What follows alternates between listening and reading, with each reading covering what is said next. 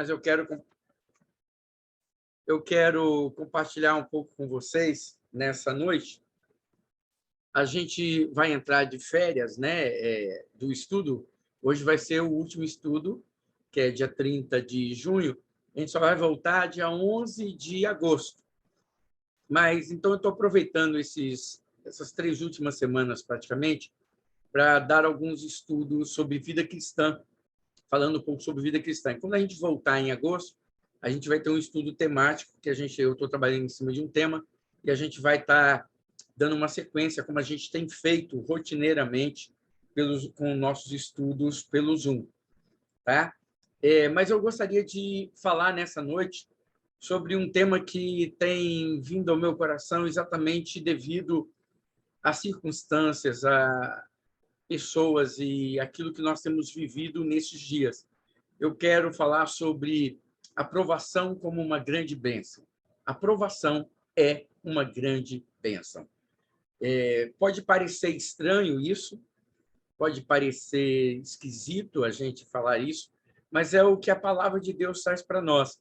E eu quero, nessa noite, trazer alguns pensamentos e alguns princípios bíblicos para que a gente possa viver isso.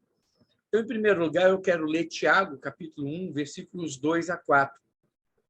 Tiago 1, 2 a 4 diz assim: Meus irmãos, considerem motivo de grande alegria o fato de passarem por diversas provações, pois vocês sabem que a prova da sua fé produz perseverança.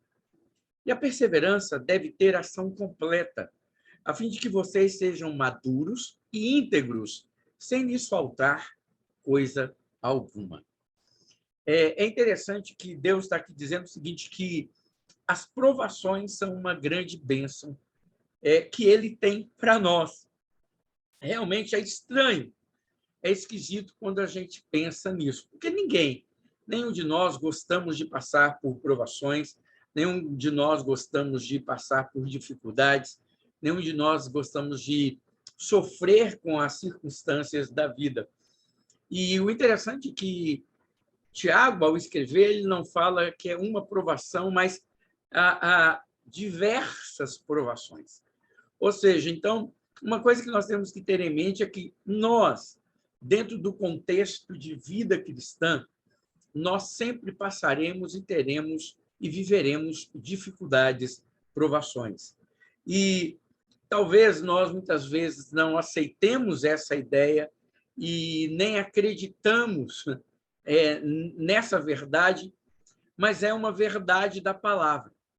Eu sei que quando a gente está passando pela dificuldade, pela provação, a gente quer que ela acabe logo, a gente quer que ela termine logo, né? A gente dá aquele grito pedindo socorro, porque às vezes é tão difícil suportar as dificuldades, as provações, aquilo que está acontecendo conosco, que a gente sucumbe.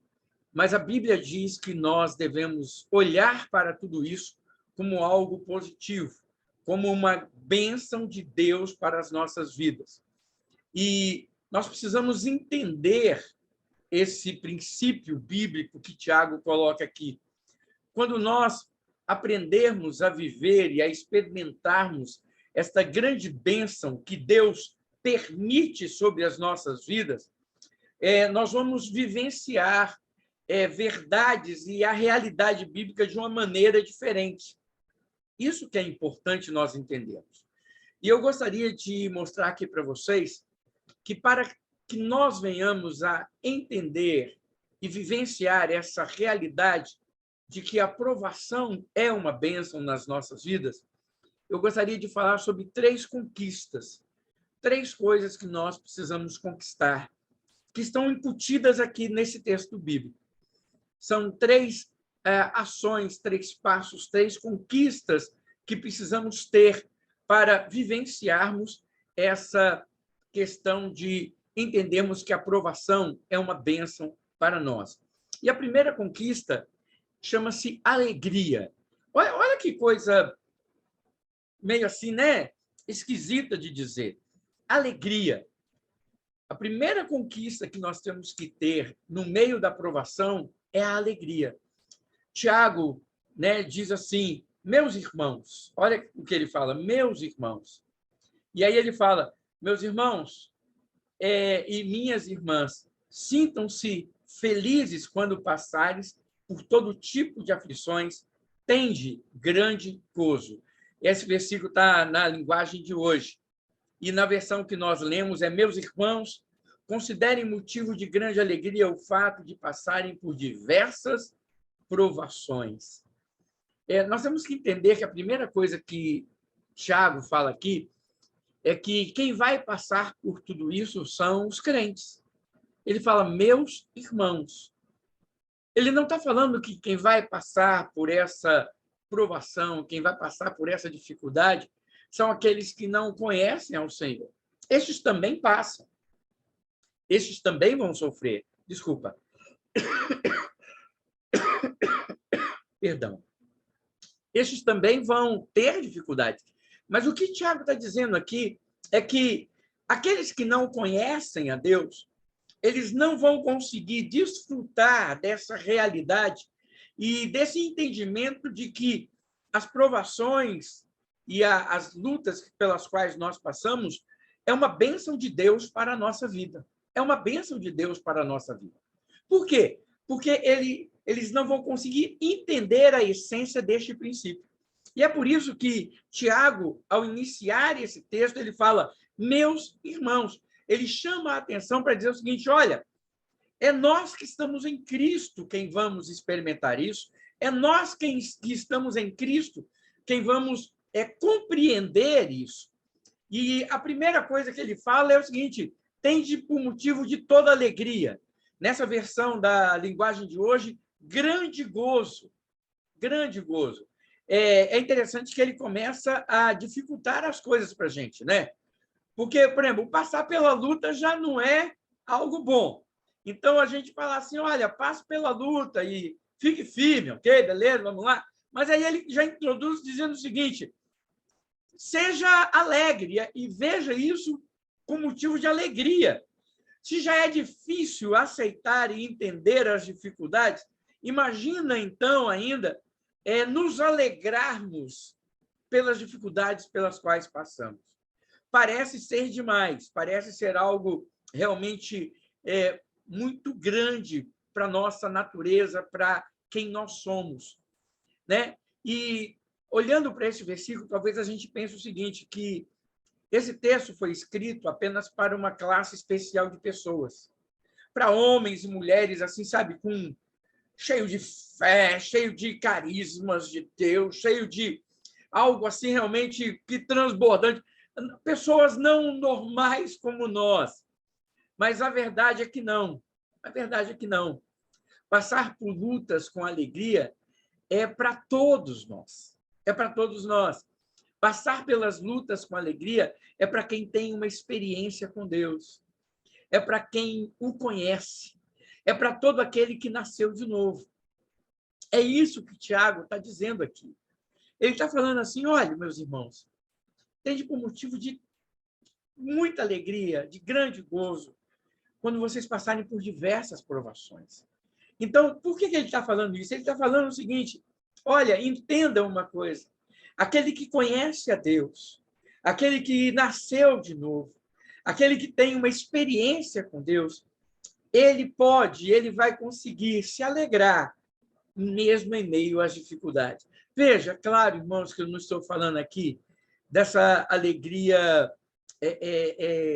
ridícula, não normal, não sã, no sentido de que eu, por exemplo, alguém que eu amo morre e eu... que maravilha! Ele morreu, que eu estou feliz. Não é isso.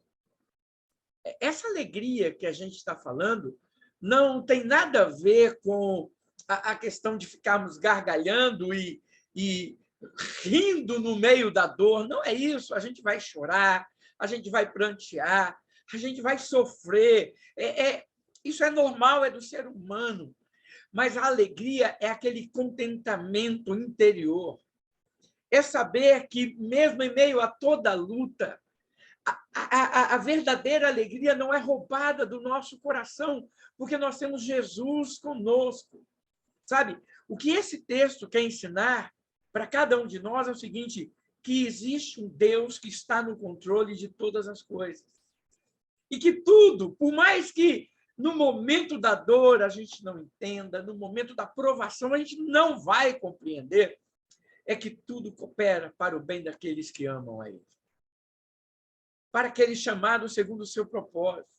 Sabe, o que Tiago está querendo dizer é o seguinte, olha, tende por motivo de grande alegria o passar por diversas provações. Por quê? Porque vocês não passarão sozinhos. Deus vai estar com vocês, Ele não vai nos abandonar. A provação não foi um lapso no computador de Deus. Não deu ali um problema, um tilt, Ele não perdeu arquivos, Ele não errou. Sabe, nós, eu, você, todos nós estamos no coração de Deus. Nós estamos na agenda dele. Ele é Pai, Ele cuida de nós. Ele é Deus zeloso, Ele não mudou. Ele é o mesmo ontem, hoje, e vai ser sempre o mesmo. Então, é nesse sentido que nós queremos dizer que o quê? Passamos as provações, mas com alegria. Sabe, existe uma teologia moderna, né? Essa teologia do positivismo, a teologia da prosperidade, onde as pessoas é dito que o crente ele é vencedor sempre, que ele nunca vai ter tristeza, que ele nunca vai ter decepção, que sempre vai ser bem-sucedido em tudo que fizer. Isso é mentira, gente. Isso é mentira. A Bíblia não fala isso. Muito pelo contrário. A Bíblia diz, Jesus falou, no mundo tereis aflições. No mundo tereis aflições.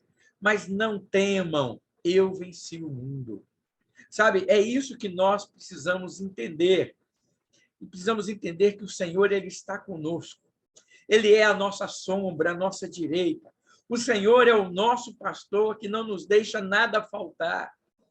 Né? Então, quando nós compreendemos, experimentamos isso no nosso interior, ainda que o meu exterior, a Bíblia fala, né? Ainda que o meu exterior se corrompa, ainda que o meu exterior sofra, eu, no meu interior, eu tenho regozijo, eu tenho alegria, eu tenho a certeza de que Deus está comigo. Então, é por isso que ele fala, olha, tende por motivo de toda alegria o passar por diversas provações. Então, essa é a primeira conquista que a gente precisa ter. Entender que a alegria é resultado de sabermos quem é Deus para nós. De sabermos que, mesmo em meio a toda a dor que possamos estar enfrentando e sentindo, o Senhor ele não nos abandona, Ele cuida da gente. Ele cuida da gente. Nós nunca vamos estar sozinhos. Nós nunca vamos estar sozinhos. Ele vai cuidar da gente. A segunda conquista que tem aqui neste versículo é o versículo 3, que chama-se a conquista da perseverança. Isso é muito importante. Ele diz assim, pois vocês sabem que a prova da sua fé produz perseverança. A prova da sua fé produz perseverança. Sabe, nós devemos perseverar. O versículo 3 começa explicando o versículo 2, né? Olha, você vai ter essa alegria, você vai conseguir passar pelos vários tipos de diferentes provações, um dia de desemprego, outro de traição, outro de enfermidade. São vários tipos. Você vai passar por tudo isso com alegria, sabendo de uma coisa, que a prova da vossa fé, que tudo isso que está acontecendo vai produzir em você um espírito perseverante. Ou seja, você vai ser daquele tipo que não vai desistir. Não vai desistir. Você é daquele tipo que vai se manter firme. A Bíblia fala que a vitória que vence o mundo é a nossa fé. É a nossa fé, né? E não é uma fé qualquer. Não é uma fé em qualquer um, em qualquer lugar, em qualquer coisa. É a fé em Cristo Jesus. É isso que nos mantém. Deus quer nos ensinar que as coisas, que as provações, que as aflições pelas quais nós temos passado são uma bênção dele e que, através dela, nós vamos crescer e nós vamos aprender a perseverar, né? Ou seja, nós vamos nos tornar pessoas diferentes. Na minha vida pastoral, eu consigo ver essa diferença entre o crente, eu vou usar dois termos aqui, por favor, entendam, o crente fraco e o crente forte. O crente fraco e o crente forte. Né? Não é que, vamos dizer assim, ambos são crentes, mas nós temos o crente que é forte e nós temos aquele crente que é fraco. Ou seja, aquele que, quando vem a luta, esse crente forte, ele diz o seguinte: olha, eu sei que não vai ser fácil, eu sei que, nossa, eu vou sofrer, mas eu acredito que, se eu ficar firme no Senhor, eu vou vencer. Ele não abre mão daquilo que Deus já fez por ele. Eu sempre vejo esse como aquele Pedro que ouviu o sermão, né? Quando todo mundo começou a abandonar, lá em João capítulo 6, todo mundo começou a ir embora. Aí Jesus pergunta: e vocês não vão embora também, não? Aí Pedro, ele fala assim: para quem iremos nós? Para quem? Para quem nós iremos? Se nós temos crido que tu és o Filho de Deus, tu és o Cristo, e que só tu tens as palavras de vida eterna. Então, este é o crente forte. Este é o crente que, mesmo sentindo, sabe, mesmo se abatendo, eu vou usar um termo aqui até mais, mesmo se arrastando. Porque, às vezes, a nossa vida cristã, a gente se arrasta. A gente não tem força nem para ficar em pé. A gente não tem força para ficar em pé. É como se a gente se rastejasse para fazer, para manter vivo ainda um pouco daquela esperança. Não é verdade? A situação é tão pesada que a gente fala: Senhor, eu não sei como. Mas a gente sabe lá, porque a gente conheceu, porque a gente experimentou de Deus, a gente fala assim: eu não vou desistir, eu não vou abrir mão. Eu sei que, olha, às vezes, e quando a gente fala abrir mão, a gente não abre mão de coisas, a gente não abre mão de princípios, a gente não abre mão daquilo que nos foi dado, a gente não abre mão daquilo que nós já conquistamos em nossa vida cristã, seja ministério, casamento, família, emprego. Não, a gente não abre mão, a gente persevera porque a gente acredita no Senhor. Agora, o crente fraco, sabe o que é o crente fraco? O problema vai estourar lá na esquina, ele já está correndo dele aqui. Não vai dar, não vou aguentar. E pronto. Para de vir à igreja, não ora mais. Não, você entendeu como é que é? Ele não persevera naquilo que Deus já deu a ele, que ele já conquistou, que ele simplesmente ele já vivenciou. Ele começa a reclamar de Deus, ele começa a dizer assim, sabe? Esse crente forte, ele diz assim: puxa, olha, está difícil, mas eu vou permanecer no Senhor. Eu vou ficar firme no Senhor, porque o Senhor vai me dar vitória. O crente fraco, sabe como é que a gente identifica o crente fraco? Ele é aquele que diz assim: mas, Senhor, eu dou dízimo, não está adiantando nada. Eu me esforço, né? Eu fico aqui me vigiando para não cair no pecado. O Senhor sabe como é difícil eu não cair no pecado. Eu fico vigiando o tempo inteiro. Senhor, eu vou aos cultos, todos os cultos. Eu oro, Senhor, eu leio a Bíblia. E o Senhor me apronta uma dessa? O Senhor permite uma coisa dessa? O Senhor não sabe que eu sou teu servo? Sabe aquela coisa do achar que ele não pode passar por essas dificuldades porque simplesmente ele fez alguma coisa? Esquece de que o nosso Deus, ele é soberano para agir em nossas vidas, para tratar conosco em áreas que nós nem conseguimos imaginar quais. Sabe, nós sempre vamos sair diferentes. Nós sempre vamos sair diferentes das provações. Mas nós só iremos sair diferentes se nós perseverarmos, se nós não desistirmos, se nós simplesmente não começarmos a reclamar e começarmos a abrir mão. Eu já vi muita gente que, no momento da provação, em vez dele ficar firme, ele opta pelo pecado. Ah, já que eu estou passando por isso mesmo, é como se fosse assim, já que eu estou sofrendo, então deixa eu agora ir para o pecado mesmo, porque aí eu, né? Já estou na sujeira mesmo, já estou sofrendo, então agora eu vou fazer por onde merecer isso. Como se o pecado fosse a razão dele merecer aquilo. Ele não entende que aquela aprovação, aí entra a primeira parte. Ele não entende que ele tem que ter alegria por passar por isso, porque o Senhor está com ele. Ele não entende que ele tem que conquistar a perseverança para vencer a aprovação. Sabe? Irmãos, quando nós perseveramos por termos também a certeza de que Deus está no controle. De que Deus está no controle. Irmãos, o nosso Deus é o Senhor da história. Ele é o Senhor também da nossa história. Nós temos que acreditar nisso, irmãos. Né? Tem uma frase, né, que se atribui ao Einstein. Né? Eu não, realmente, hoje as frases eu já estou assim.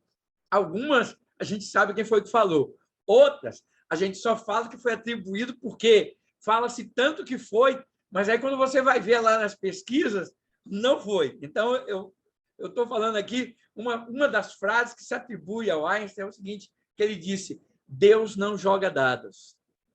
Deus não joga dados. E é uma verdade, irmãos. O nosso Deus, ele não joga dados, ele não joga com a sorte. É isso que quer dizer essa frase. O nosso Deus não é Deus de sortes. O nosso Deus é Deus de propósitos. E nós precisamos entender isso. Sabe? Nós vamos ser perseverantes, amados, para vivermos essa vitória. Quando nós somos perseverantes, nós vamos ter essa vitória de entendermos que as tribulações são bênçãos de Deus para as nossas vidas. A terceira e última conquista que eu quero falar nessa noite também está aqui em Tiago, capítulo 1, no versículo 4. Né? O versículo 2, 3 e 4 falam sobre essa ideia de sermos felizes e que a aprovação é uma bênção. E esses 3 versículos trazem para nós 3 princípios, 3 conquistas que precisamos fazer para vivermos essa bênção que é a aprovação. E o versículo 4 diz assim, e a perseverança deve ter ação completa, a fim de que vocês sejam maduros e íntegros, sem lhes faltar coisa alguma. A terceira conquista que a gente precisa fazer e alcançar chama-se maturidade. Deixa eu fazer uma pergunta para você que está aqui me ouvindo agora e você que vai ver, talvez, esse estudo depois gravado. Você é um crente maduro? Pega, né? Não. Pesa, não pesa? Eu sou um crente maduro. Porque aí você pensa, maturidade, rapaz. E aí vamos falar uma coisa. Para algumas coisas, a gente tem maturidade em algumas áreas. Parece que outras, tem hora que a gente escorrega tanto, que a gente age com tanta infantilidade, não é verdade? Mesmo alguém que tenha muito tempo de vida cristã e demonstra uma maturidade em tantas áreas, às vezes tem alguma área da vida dele que acontece uma coisa e ele age de uma forma infantil. Ele age de uma forma infantil. Aí a pessoa fala, nossa, esse pastor ele é imaturo. Esse fulano, esse irmão, tanto tempo de vida cristã, ele é imaturo. Então, é uma pergunta extremamente complicada. Pode parecer, porque muita gente confunde tempo de igreja com maturidade, o que não é verdade. Né? Maturidade é resultado de crescimento, de experiências com Deus, que nos tornam pessoas cônscias, sabedoras de quem nós somos e de quem é Deus. Interessante que a Bíblia diz aqui que a perseverança deve ter uma ação completa. Tem outro texto que diz que ela deve fazer uma obra perfeita. A palavra perfeita significa completo, maduro. Tudo isso são sinônimos, porque é isso que a palavra grega significa. Uma coisa completa. Essa completa não quer dizer perfeição absoluta. É diferente. Olha, a perseverança deve ter uma ação completa, a fim de que vocês sejam maduros. Quando fala essa ação completa, esse perfeito, essa perfeição, não quer dizer, irmãos, uma perfeição absoluta, mas quer dizer simplesmente uma noção de algo pronto. Aqui, quando fala maturidade, maduro, é algo pronto.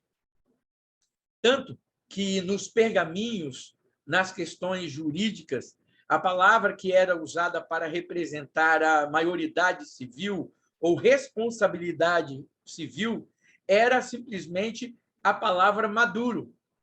Maduro. Ou seja, quando nos pergaminhos antigos, né, nas questões jurídicas, quando um jovem ele era considerado uma pessoa adulta, responsável, ela era chamada de quê? Uma pessoa madura. Ou seja, uma pessoa apta a assumir responsabilidades. Uma pessoa apta a entender que ela é responsável por aquilo que ela faz. Alguém que é apto pela sua condição sociopsicológica, pela sua palavra, ela garante a sua palavra. Uma pessoa que ela tem a condição de discernir entre o que é certo e o que é errado. Uma pessoa que responde por si mesma. Uma pessoa que responde por si mesma. E a Bíblia está dizendo exatamente isso, que nós precisamos ter essa maturidade.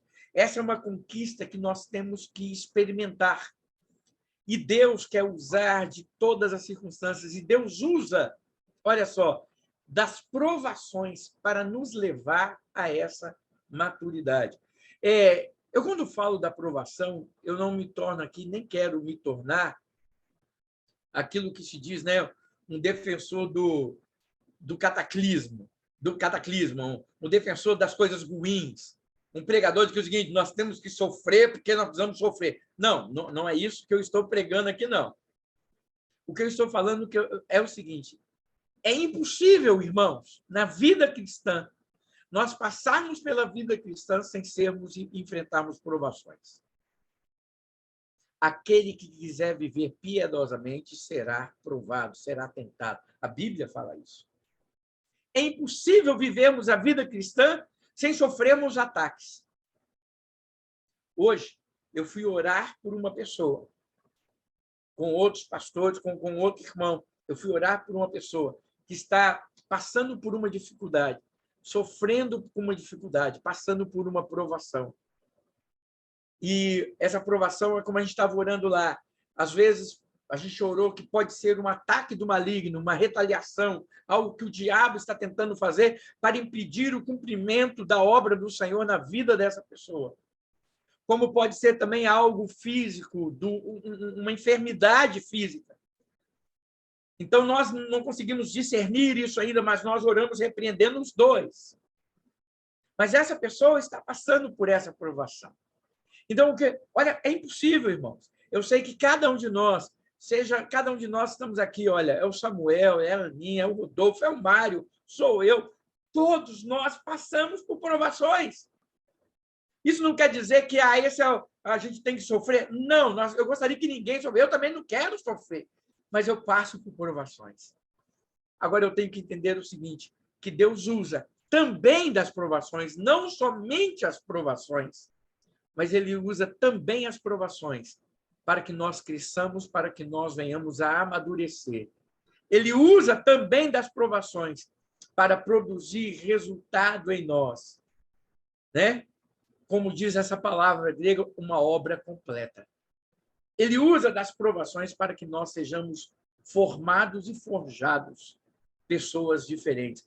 A Bíblia diz em Hebreus uma coisa muito forte quando a gente lê. Entenda o contexto. Eu não vou parar agora para explicar todo o contexto de Hebreus, mas a Bíblia diz assim, que Jesus aprendeu a obediência através das coisas que sofreu. Não é interessante isso? Aí você vai falar, Jesus teve que aprender a obediência? A Bíblia diz lá em Hebreus que ele aprendeu a obediência através das coisas que sofreu. É lógico que ali está se referindo a ele como homem, querendo dizer o seguinte, que mesmo em meio a todo o sofrimento, ele se manteve o quê? Obediente. Não foi isso que ele fez no Getsemane?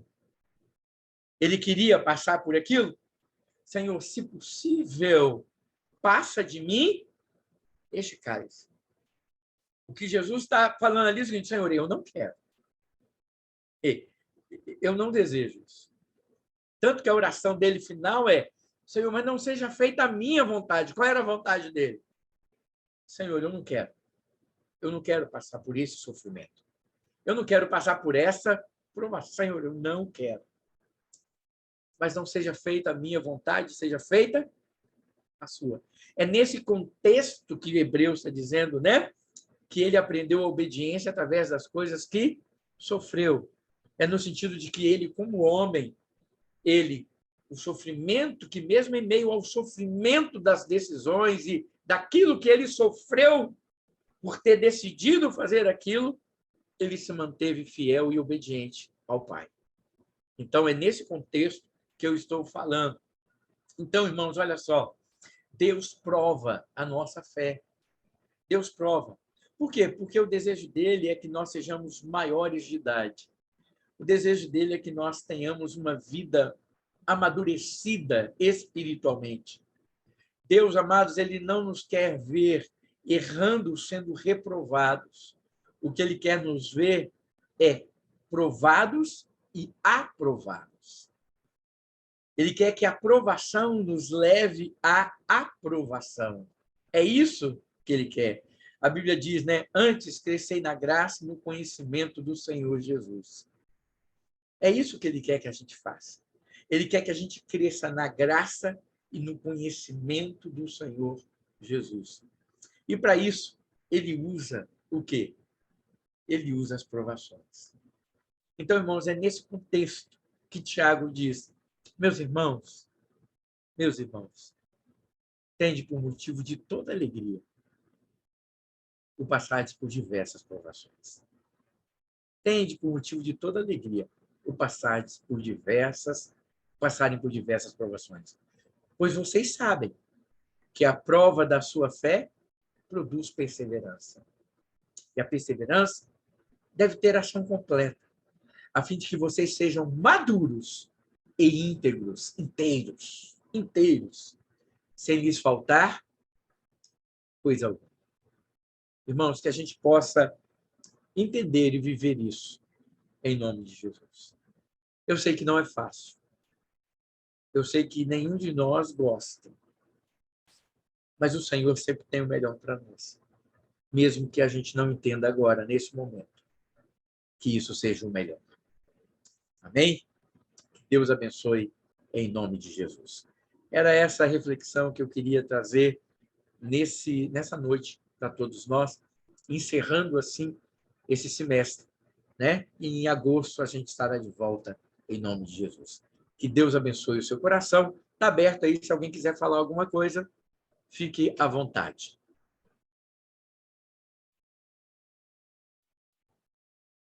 Quem quiser falar é só abrir o microfone aí, pode falar. Mário, quer falar alguma coisa? Aí, pode falar, Mário. Nada. Tudo bom? Beleza, não? Amém. Obrigado. Boa palavra. Amém. Joia.